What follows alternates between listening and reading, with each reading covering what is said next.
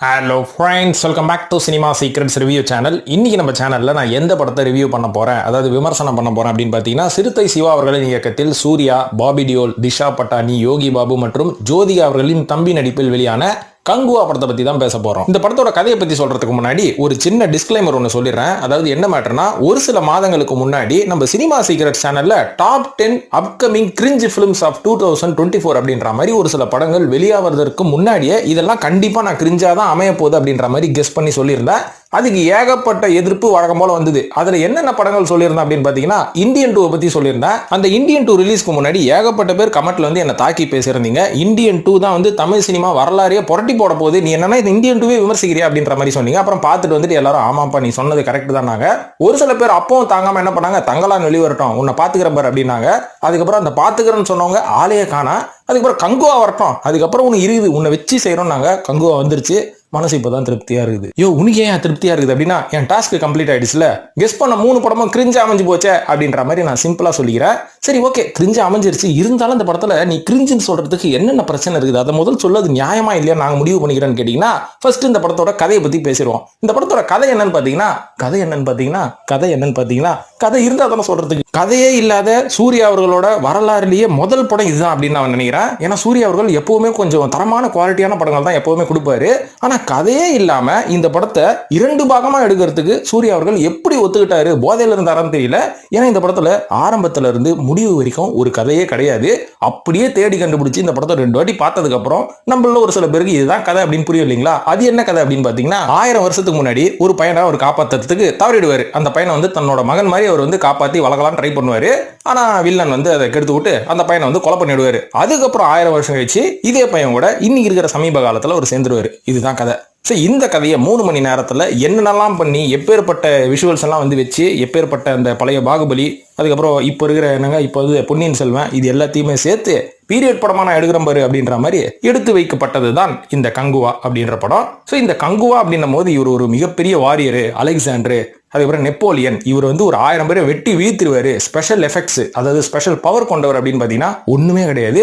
இவர் ஜஸ்ட் ஒரு வாரியர் கூட கிடையாதுங்க. இவர் ஒரு கிராமத்தில் இருக்கும் ஒரு கிராமவாசி, கொஞ்சம் இந்த மார்ஷியல் ஆர்ட்லாம் தெரியும், அவ்வளவுதானே தவிர கங்குவா அப்படின்ற அளவுக்கு ஒரு பயங்கரமான ஆள்லாம் கிடையாது. இது மட்டும் இல்லாம இந்த படத்துல பிரச்சனை அப்படின்றத நான் வந்து எங்க உணர்ந்தேன் அப்படின்னு பாத்தீங்கன்னா, இந்த படம் ஆரம்பிச்ச 10வது நிமிஷத்துலயே மாட்டிக்கிட்டோண்டா சாமி அப்படின்ற மாதிரி எனக்கு ஒரு முடிவு தெரிஞ்சு போச்சு.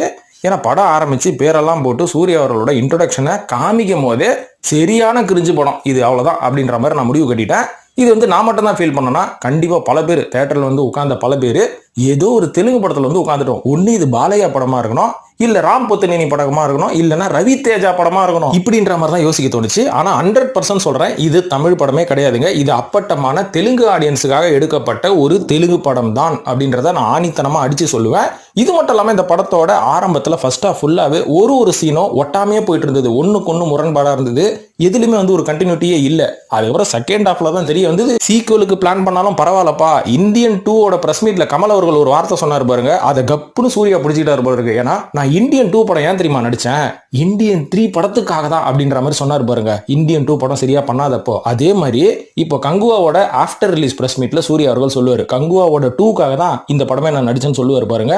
சொல்லலைன்னா என் பேரை மாத்திக்கிறேன். இதையும் தாண்டி இந்த படத்துல என்னப்பா பிரச்சனை அப்படின்னு கேட்டீங்கன்னா, படமே பிரச்சனை தாங்க. அதாவது ஆரம்பத்துல இருந்து முடிவு வரைக்கும் எப்படா முடியும், எப்படா இன்ட்ரோல் வரும் அப்படின்னு என்ன ரொம்ப ஃபீல் பண்ண வச்ச ஒரு படமா அந்த படம் அமைஞ்சு போச்சு.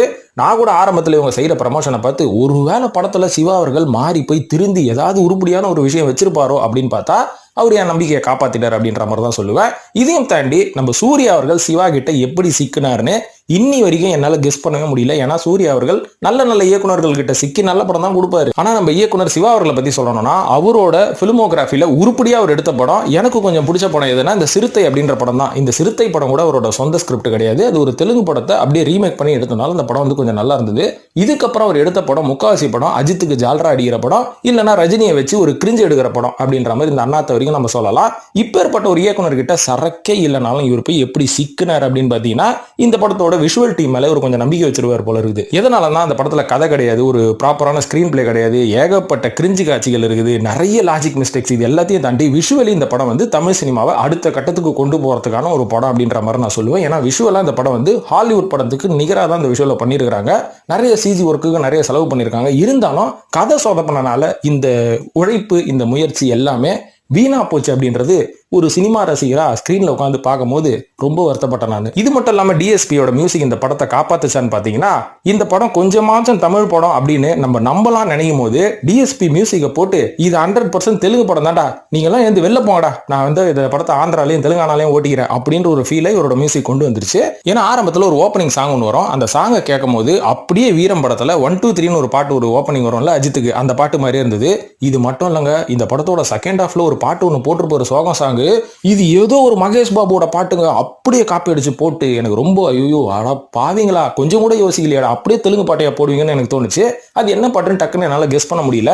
இந்த படத்தை பார்த்த யாராவது இருந்தா இப்போ நான் அந்த கெஸ் பண்ற பாட்டு என்னன்றதை கமெண்ட்ல போடுங்க. இது மட்டும் இல்லாமல் ஒரு லாஜிக் மீறல், பல லாஜிக் மீறல் இருந்தாலும் அப்பட்டமான லாஜிக் மீறல் வந்து ஒரு crocodile ஃபைட் ஒன்று வரங்க. ஒரு முதல்ல கூட ஒரு சண்டை போடுவாரு மதுரை வீரன் எம்ஜிஆர் மாதிரி. ஸோ அந்த ஃபைட்ல அந்த முதல்ல வந்து கரெக்டாக டார்கெட் பண்ணி அந்த பையனை தான் கடிச்சு சாப்பிடணும்னு போனோம். எந்த முதல்ல அப்படி டார்கெட் பண்ணி போகுது, அதாவது ஏதாவது ஒரு முதல்ல இருந்தால் அது உணவு கடைன்னு எவன் கிடைச்சாலும் ஓகே தானே பண்ணோம். சூர்யாவை கடிக்கவே கிடைக்காது.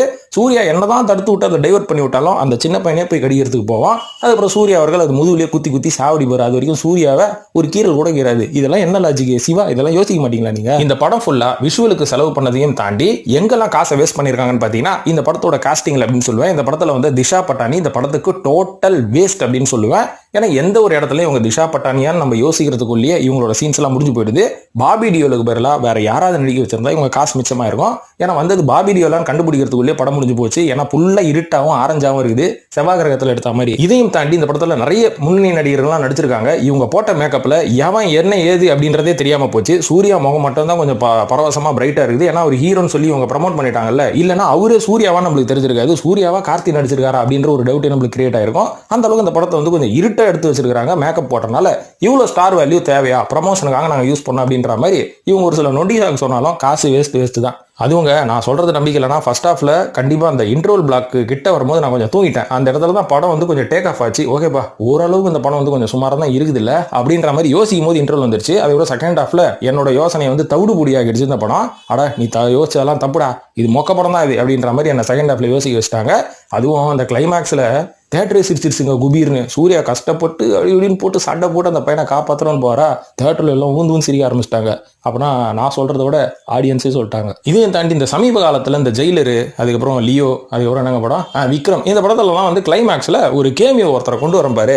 இந்த கேமியை வச்சு இந்த படத்தோட அடுத்த பார்ட் எதிர்பார்ப்பாங்க, உச்சத்தில் கொண்டு போகிறோம் பாரு அப்படின்ற மாதிரி ஒரு சில இயக்குநர்கள் பண்ணாங்க. அது ஓரளவுக்கு சக்ஸஸாக போச்சு. சிவாகிட்டே வந்து சொல்லியிருப்பாங்க பொழுது, யோ உன் படத்தில் நீயும் வெய்ய ஏதாவது கேமி அப்படின்னதுக்கு, இவருக்கு தான் படம் எடுக்க தெரியாது, கதையும் கிடையாது, ஒன்றுமே தெரியாது. இவர்கிட்ட கேமியை வைக்க சொன்னால் இவர் யார்கிட்ட போய் சொல்லுவார்?